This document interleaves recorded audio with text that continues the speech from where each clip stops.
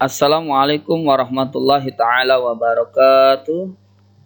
Alhamdulillahirabbil alamin. Allahumma shalli ala sayyidina Muhammad wa ala ali sayyidina Muhammad, amma ba'du. Perkenalkan, saya Abdul Rahman dengan NPM 2021 15 5079. Saya dari mahasiswa Universitas Indraprasta, di mana kali ini saya akan membuat video pembelajaran terkait sumber sejarah karena untuk memenuhi tugas dari mata kuliah TIK dalam pembelajaran sejarah. Untuk materi kali ini adalah memang sumber sejarah, di mana kalau melihat ilmu atau sumber sejarah adalah segala sesuatu yang berwujud dan tidak berwujud serta berguna bagi penelitian sejarah Indonesia, memang khususnya sejak zaman manusia purba sampai sekarang. Karena sumber sejarah memang bisa berbentuk lisan, tulisan, ataupun bisa dibilang audiovisual. Nah, pada dasarnya memang sumber sejarah itu sesuatu yang memberitahu ya kita tentang sejarah atau peristiwa di masa lampau gitu. Bisa dibilang sumber sejarah bisa sebagai data sejarah, karena data yang ada digunakan sebagai acuan untuk menyusun kembali peristiwa yang telah terjadi di masa lampau.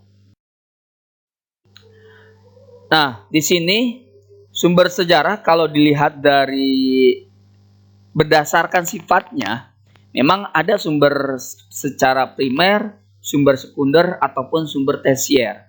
Nah, kalau sumber primer itu memang kan kalau di sini kesaksian dari seorang saksi yang memang menyaksikan peristiwa dengan indera yang dimilikinya, baik itu mata ataupun indera lainnya. Karena memang sumber premier ini kesaksian dari seseorang yang memang pernah melihat peristiwa dengan indera yang dimilikinya. Tadi yang sudah saya katakan, baik dari mata ataupun indera yang lainnya, sehingga informasi yang didapatkan dari orang yang secara langsung terlibat dalam peristiwa sejarah.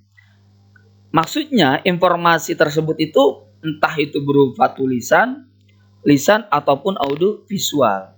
Nah, sumber primer ini dibuat selama periode waktu masa lampau kalau melihat atau menurut dari sudut pandang pelaku. Ya kan? Selaku pengamat langsung peristiwa sejarah pada masa lampau. Ya kan?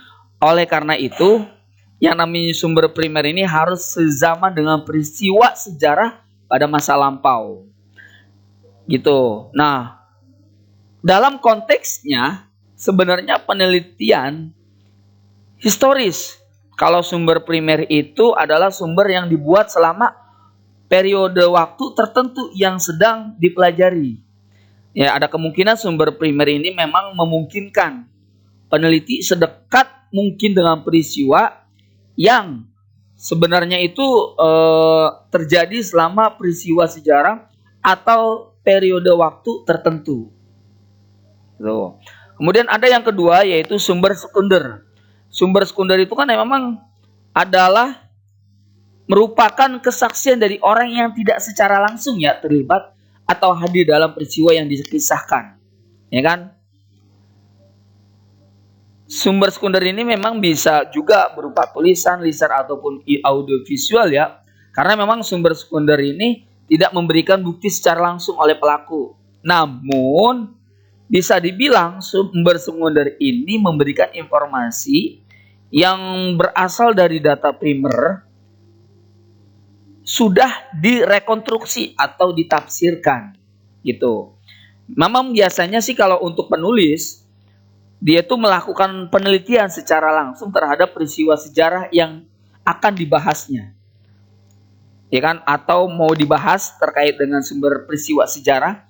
Makanya para sejarawan akan menghabiskan kiranya banyak waktu dengan sumber-sumber sekunder, ya kan, seperti halnya dengan sumber-sumber yang memang dulu seperti primer, karena memang tujuannya untuk memahami bagaimana yang namanya para sarjana ataupun sejarawan lainnya itu menafsirkan peristiwa-peristiwa yang tidak jelas ataupun mungkin tidak sepakat dengan analisis mereka yang lainnya gitu. Kemudian ada sumber tersier. Kalau sumber tersier ini memang bisa dibilang sumber sejarah yang tergolong ke dalam sumber tersier atau adalah buku-buku sejarah yang berdasarkan laporan dari penelitian ahli sejarah gitu. Karena memang kumpulan sumber sejarah yang berasal dari sumber sejarah sekunder ini yang telah ditafsirkan kembali sih. Jadi dia ditafsirkan kembali. Sumber sejarah ini memang kumpulan dari beberapa hasil penelitian ahli sejarah yang dianalisis gitu. Sumber sejarah yang memang tergolong dalam sumber sejarah tersier ini seperti tadi yang saya sudah katakan, buku-buku sejarah yang memang berdasarkan laporan hasil penelitian ahli sejarah. Biasanya penulis itu dia tidak melakukan penelitian secara langsung ya mengenai topik-topik yang akan dibahas gitu. Nah, kalau dilihat dari sumber sejarah berdasarkan bentuknya, yaitu dia ada tertulis, ada lisan, ada audiovisual gitu. Kalau di sini kan sumber tertulis sebagai sumber sejarah didapatkan dari peninggalan-peninggalan tertulis gitu. Memang sumber sejarah yang didapatkan dari peninggalan-peninggalan peristiwa ini pada masa lampau yang berupa tulisan seperti kayak contohnya ada prasasti lah, dokumen piagam ataupun naskah, surat kabar dan laporan lainnya. Nah, kalau sumber lisan memang diperoleh melalui wawancara atau penuturan lisan dari pelaku, saksi sejarah, atau orang-orang yang berada di dalam masa yang sedang akan diteliti gitu. Karena memang keterangan langsung dari orang-orang yang mengalami peristiwa sejarah tersebut, karena selain diperoleh dari orang-orang yang mengalami secara langsung peristiwa, sumber lisan juga ini bisa diperoleh dari kerabat atau orang lain yang memang mengetahui peristiwa tersebut secara rinci ya gitu. Dengan kata lain, bisa dibilang sumber sejarah ini bisa digunakan untuk sumber premier dan sumber sekunder. Contohnya seperti kayak misalkan wawancara, itu bisa. Nah, yang ketiga ada sumber audio visual. Merupakan sumber sejarah berupa rekaman bergambar, ya kan? Kayak misalkan dia itu rekaman-rekaman baik itu dia kayak foto, kemudian video, rekaman suara. Nah, itu termasuk sumber audio visual. Ada juga memang sumber benda yang memang dia itu contohnya kayak bangunan lah, senjata, perkakasnya, atau batu, patung, perhiasan, candi, itu sumber bendanya. Kalau di visual itu rekaman dia, sebaik seperti kayak bergambar. Nah, dengan kaitannya sumber sejarah itu dari beberapa yang sudah saya sebutkan, dia memiliki kelebihan dan kekurangan dari bentuk ataupun jenis sumber sejarah. Jadi satu sama lain memiliki kelebihan dan kekurangannya masing-masing. Seperti kayak misalkan di sini ada yang namanya kayak artefak, fosil, kemudian ada secara tekstual, ada non tekstual gitu. Jadi memang ini sumber sejarah yang memang dipakai oleh para sejarawan atau orang-orang yang akan melakukan sebuah penelitian. Mereka menggunakan artefak lah, fosil, tekstual dan non tekstual. Kita akan bahas selanjutnya. Nah, artefak ini memang bisa dibilang adalah atau dalam bahasa Inggrisnya artifak gitu. Jadi merupakan benda arkeologi atau memang bisa dibilang peninggalan benda-benda bersejarah, yaitu semua benda yang dibuat atau dimodifikasi oleh manusia kemudian dapat dipindahkan gitu. Karena memang untuk artefak ini adalah dia itu dibuat atau dimodifikasi tujuannya untuk mudah dipindahkan, tidak memberatkan ataupun tanpa harus merusak daripada benda tersebut. Makanya benda daripada artefak ini memang bisa digolongkan benda-benda yang memang mudah dipindahkan tanpa harus bisa merusak daripada artefak tersebut. Secara arkeologi, artefak diartikan sebagai semua benda dari bahan alam yang dibuat oleh manusia dengan menerapkan teknologi tertentu yang sesuai dengan zamannya. Nah, kelebihannya apa? Kelebihannya kalau untuk artefak ini tadi kan ada kelebihannya. Dapat dipindah-pindahkan, movable dia dengan relatif mudah tanpa harus merusaklah atau menghancurkan terlebih dahulu. Nah, itu dia kelebihan yang dimiliki oleh artefak gitu. Karena dia tidak harus merusak ataupun menghancurkan terlebih dahulu. Nah, di sini artefak ini makanya kan daripada benda-benda artefak ya kan dari zamannya Paleolitikum, kemudian ke masanya Mesolitikum, Neolitikum, Megalitikum dan logam. Ini mereka melihat menyesuaikan dari perubahan-perubahan karena dari nomor 1 2 3 4 5 ini menyesuaikan dari perubahan. Artefak yang awal mulanya dari masa Paleolitikum hanya sekedar batu, kemudian berkembang bisa kembali di masa Mesolitikum sudah mulai ada perkembangan. Ya kan sudah ada bentuknya yang memang mulai rapi, kemudian di masa Paleolitikum itu sudah mulai berkembang kembali dan di masa Megalitikum pun sudah mulai berkembang tuh dengan bentuk-bentuknya yang sangat benar-benar bisa dikatakan sudah menyesuaikan dari perkembangan zamannya sampai ke logam yang mereka sudah bisa membuat sebuah kayak nekara ya kan ataupun moko yang kalau dalam ininya ada kapaknya di mana untuk digunakan untuk berburu lah untuk manusia purba. Nah, untuk fosil memang bisa dibilang dari bahasa Latin ya. Fossilis yang artinya diperoleh dengan menggali. Dalam kamus besarnya bahasa Indonesia, fosil adalah sisa tulang belulang manusia atau sisa tumbuhan zaman purba yang telah membatu dan tertanam di bawah lapisan tanah yang sudah beribu-ribu. Artinya memang bendanya itu sisa-sisa tulang belulangnya ataupun tumbuhan ataupun yang lainnya itu dia sudah membatu dan tertanam di bawah lapisan tanah gitu. Jadi memang benar-benar sudah peninggalan sisa-sisanya gitu. Kalau dilihat dari fosilnya yang paling umum adalah kerangka makhluk hidup yang tersisa. Seperti kayak gigi lah, tulang, dan cangkang.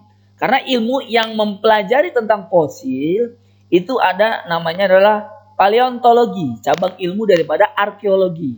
Karena ilmu ini memang untuk mempelajari terkait dengan fosil-fosil yang terjadi atau dulu pernah di masa manusia purba sehingga sisa-sisa daripada kerangkanya seperti yang tadi saya sudah sebutkan.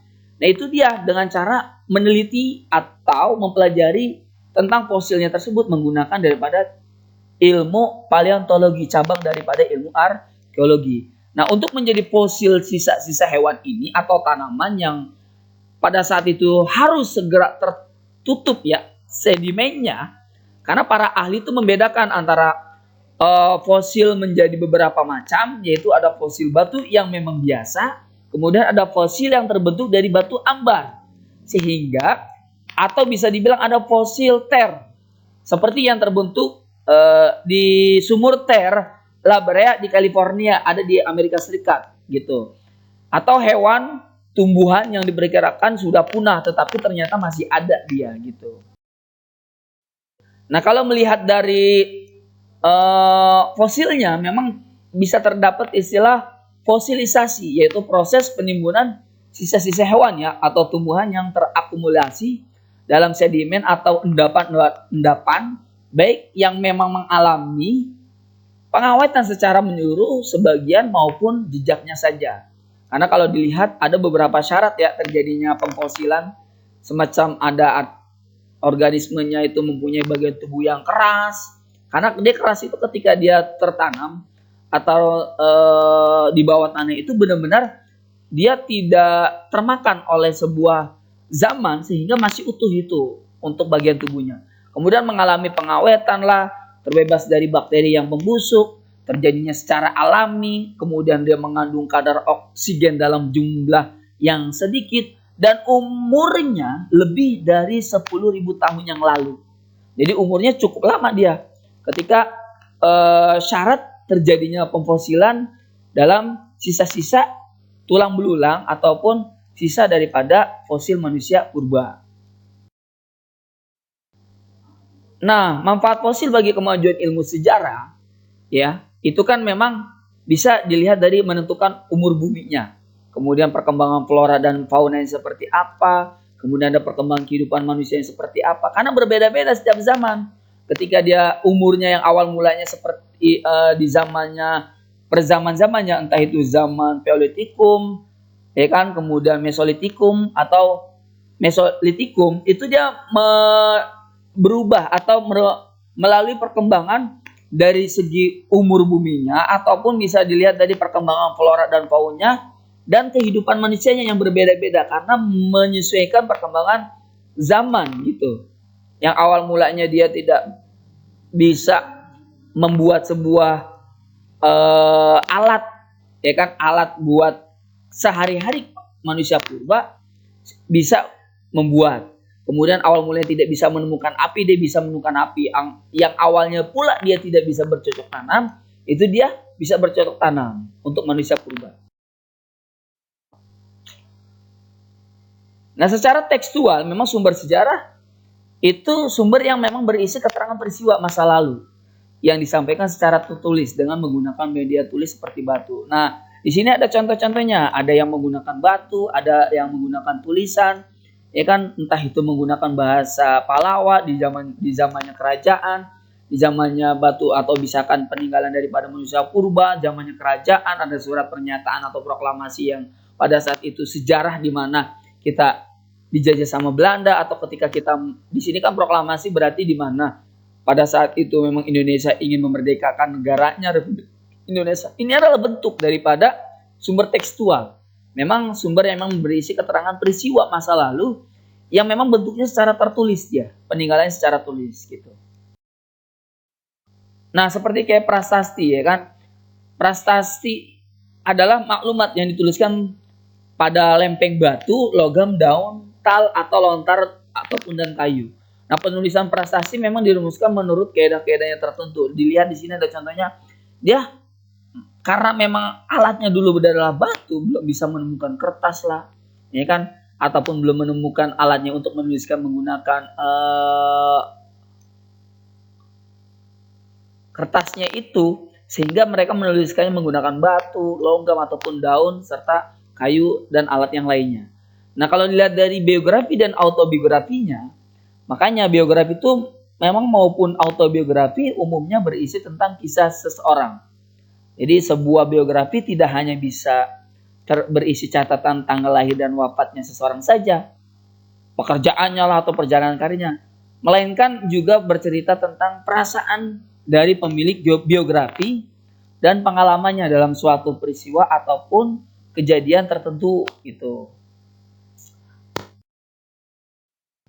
Nah, kelebihan sumber tekstual atau tulisan adalah dapat menjadi catatan peristiwa yang terjadi berdasarkan yang dialami pada saat berlangsungnya peristiwa selain itu. Karena memang dapat mempermudah pengumpulan referensinya. Karena kekurangannya, ini dia sumber tekstual itu kan tertulis ya kan, hanya memuat informasi yang dianggap penting lah untuk dicatat. Nah, selain itu sumber tertulis yang menggunakan media kertas ataupun daun-daun tertentu tuh tidak akan tahan ya terhadap perubahan kondisi cuaca ataupun zaman. Karena memang ya tadi yang saya katakan ada kelebihan dan ada kekurangannya. Kalau sumber tekstual ini memang bisa dikatakan ya, kalaupun menggunakan media kertas ataupun daun-daun, bisa dimakan dengan perkembangannya zaman. Entah itu dia dimakan rayap kah atau memang terpotong berkasnya ataupun daunnya juga akan dimakannya tidak utuh tampaknya, ya kan? Yaitu dia karena dengan adanya perubahan kondisi cuaca dan zaman yang memang memungkinkan bisa terjadi karena memang sumber tekstual ini tidak akan tahan terhadap perubahan kondisi cuaca dan zaman. Nah, non tekstual ini memang sumber-sumber sejarah yang tidak mentransmisikan atau menyampaikan pesannya ya. Jadi mentransmisikan itu menyampaikan pesan melalui tulisan. Jadi cuma hanya melainkan berupa gambar, ornamen, foto, rekaman suara dan rekaman audiovisual. Jadi kayak gambar-gambar di sini ini adalah non tekstual. Contoh-contoh gambar, ornamen, foto-foto ya kan. Kalaupun ada rekaman suara dan rekaman audio visual itu termasuk non tekstual. Mungkin terima kasih dari saya untuk penyampaian terkait dengan materi sumber sejarah yang mana guna memenuhi tugas mata kuliah TIK dalam pembelajaran sejarah. Mudah-mudahan apa yang saya sampaikan bisa bermanfaat. Mohon maaf apabila kekurangannya dalam penyampaian materi untuk sumber sejarah ini. Saya akhiri. Wassalamualaikum warahmatullahi taala wabarakatuh.